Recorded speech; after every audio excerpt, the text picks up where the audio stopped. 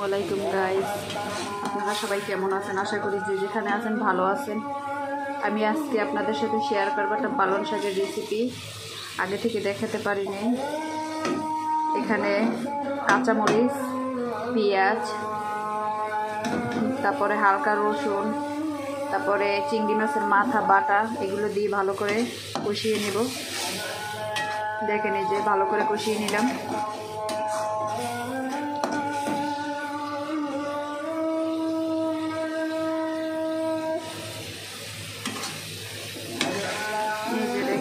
চিংড়ি মাছ, কাঁচামরিচ, তারপর চিংড়ি মাছের মাথাগুলো আমি বেটে নিয়েছিলাম, সেগুলো দিয়েছি।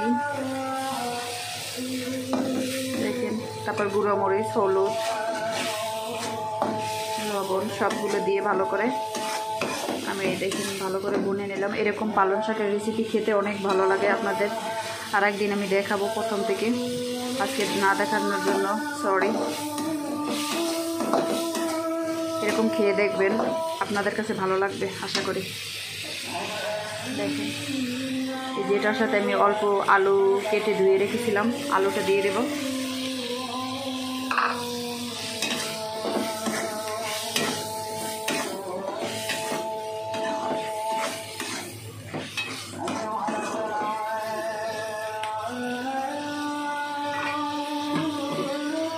এবার আমি ঢাকনাটা দিয়ে দেব।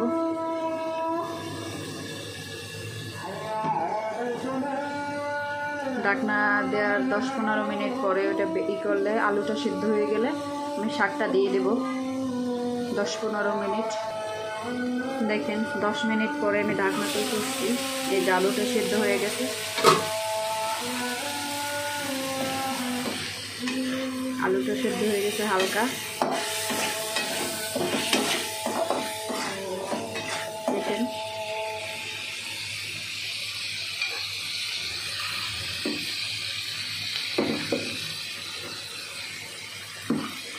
যে এটার ভিতরে আমি দিয়ে দেবো শাক, আগে থেকে ধুয়ে কেটে রেখেছিলাম পালং শাক, এটা দিয়ে দেব।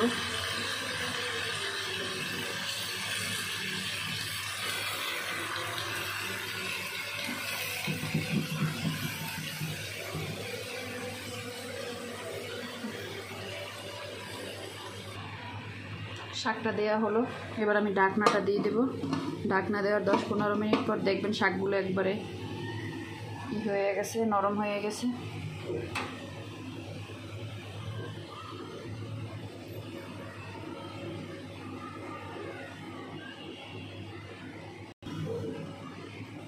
এবার 10 মিনিট পর আমি ঢাকনাটা খুলব। এই দেখেন শাকটা নরম হয়ে গেছে। এবার আমি নেড়ে দেব।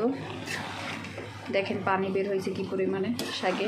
পালং শাকে পানি না দিলেও হয়, যেটা বের হয় ওটাতেই হয়ে যায়।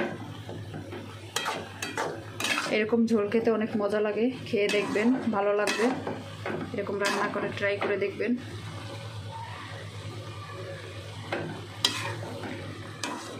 অনেকে মাছ দিয়ে ঝোল রান্না করে, তাও খেতে ভালো লাগে। ঝোল দিয়েও রান্না করতে পারেন চাইলে।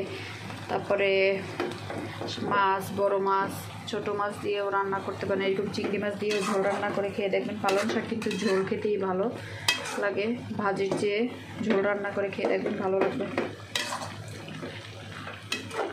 আমার কাছে ভাজির চেয়ে ঝোলটাই অনেক ভালো লাগে।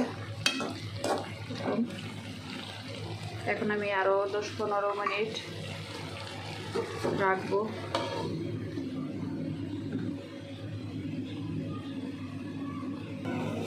দেখেন আমি ভিডিওটা কেটে কেটে দিছি, তো এই জন্য আর কি দেখাইতেছি। এবার 10 মিনিট পরে দেখেন আলুটা, দেখেন আলুটা একবার এই যে সেদ্ধ হয়ে গেছে, দেখছেন?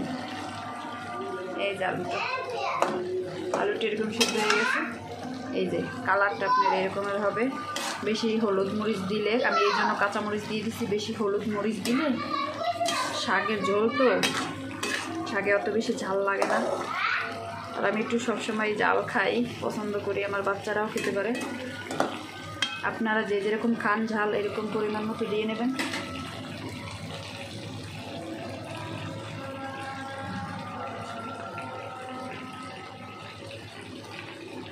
দেখেন এবার আমি চুলাটা অফ করে দেব। আপনাদের যদি ভিডিওটি ভালো লাগে অবশ্যই চ্যানেলটা সাবস্ক্রাইব করে দিবেন আর একটা লাইক করে দিবেন।